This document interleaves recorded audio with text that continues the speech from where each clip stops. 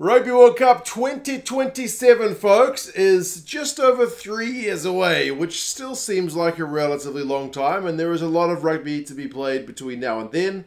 But I want to have a look at some odds. The bookmakers are already taking money on punters guessing who they think may win the next edition of the Rugby World Cup. We'll go through some of the odds, and you guys can let us know your thoughts on how these reflect the actual chances of the side. So these are bookmakers' odds converted into percentages, so take them with that kind of degree of caution as you should, given that this is a company looking to take your money, basically. All the bookmakers have got slightly different odds, but the orders of the teams are much of a muchness.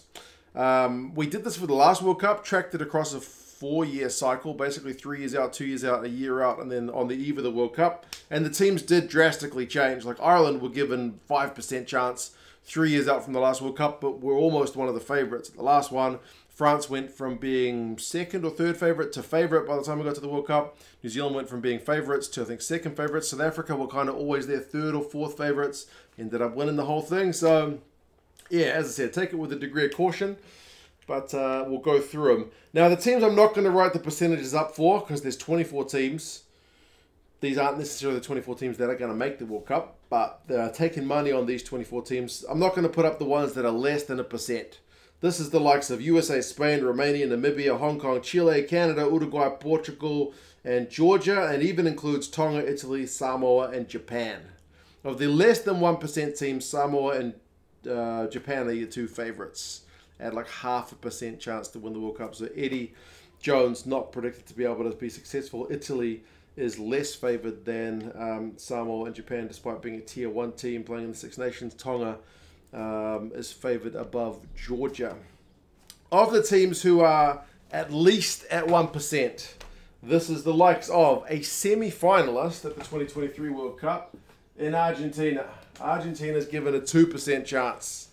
New coach in Contepomi, not being favoured to be able to, I guess at 2%, even replicate semi-final status. They are not one of the top 4 favourites anyway. Likewise, our pool stage at the last World Cup and the one before it, Scotland also 2%. Likewise, our quarter-finalists Wales, despite having a pretty decent record at World Cups. Wales don't usually underperform at World Cups anyway. I mean, they maybe will be gutted that they lost in the quarterfinal at the last one, given how they topped their pool. But Wales at 2% seems a little bit stingy. And then one team who have increased their value markedly since the last World Cup is Fiji at 2%. 3 years out from the 2023 World Cup, Fiji were like at 0.2%. So Fiji, at least in the bookmakers' terms, is a much stronger candidate for putting their hand up at a World Cup. All of those teams paying $34. If you bet $1, they win the World Cup, and you're correct, you'll get $34 back. So that's your kind of return. Next is another semi-finalist, and we're bloody close to making a final. England on 9%. 9%. The last time, 3 years out, when Eddie Jones was still in charge of England, they were at 16%. So they were certainly one of the kind of top favourites for the World Cup. So it's dropped a little bit, paying $9. Borthwick's only been charged for a really limited time and still got his team bloody close to a World Cup final. So I see no reason to be pessimistic about England's chances. I know Borthwick hasn't necessarily won over all England fans yet, but hey, first World Cup results were not bad. Obviously, we'll kind of judge things a bit longer as time goes by. One team that I think people are being a bit hard on right now, and 10%, is the Wallabies. Obviously, they are the hosts, so they should get a better kind of chance of winning than maybe some of the other teams. Same happened with France at the last World Cup. They were kind of given, shorter odds to win the World Cup. Is that the way that works? Shorter means higher chance, right? Higher chance of winning, but less pay. Australia. People are saying Australia are absolute rubbish. And I feel like that's a little bit of just looking at what Eddie Jones has been doing with them.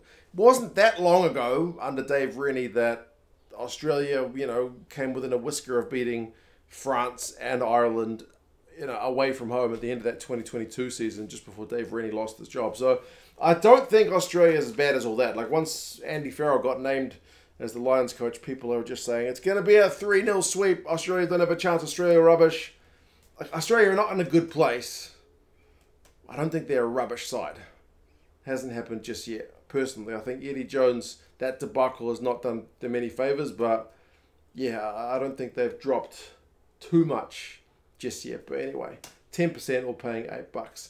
There's two sides who are at 13%, and that is Ireland, which is maybe a bit harsh, seeing as Andy Farrell's record with them has been pretty exceptional, and also France. So France's odds have dropped a lot since the last World Cup. The last World Cup was the time to get it done at home, I suppose. Like, they were at 18+%. They were second favourite 3 years out from the last World Cup.